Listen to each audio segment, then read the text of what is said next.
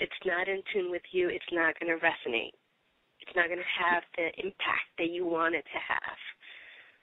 Oh, no, that's fascinating. Because you remember there was that whole rash of people who would go to like a Porsche or a Jaguar distributorship and have a picture taken of themselves as though it was their car, or they'd drive to some fancy mansion and have a photo taken of themselves outside the door as though it was their house.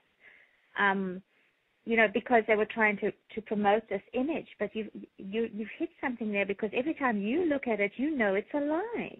Mm-hmm. Mm-hmm. And so you've got all this dissonance going on inside you. You can't possibly succeed like that, because you're building everything on a lie.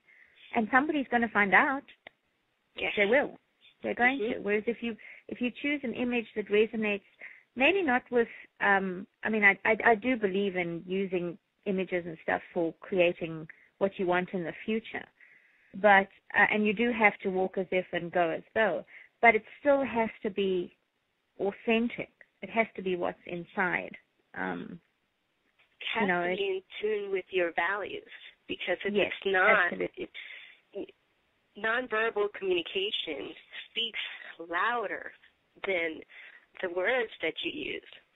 And, your facial expressions, while you may be thinking that you're smiling next to that vehicle, but it's not really, your body says a lot more than what comes out of your mouth.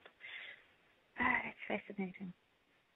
Oh, it's going to be such fun to tell people about this sort of thing on the call. Oh, yeah. And some of it is instinctive. Some of it but until you become really aware of how it impacts you in the different ways that it impacts you, then you can work with it and include it in everything that you do.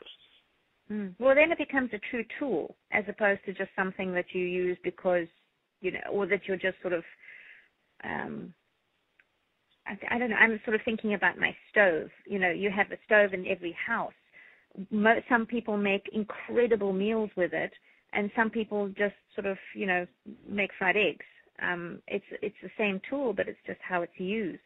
And it's the same with knowing how to use images in your marketing and in your business. Yeah, that was a good analogy, actually.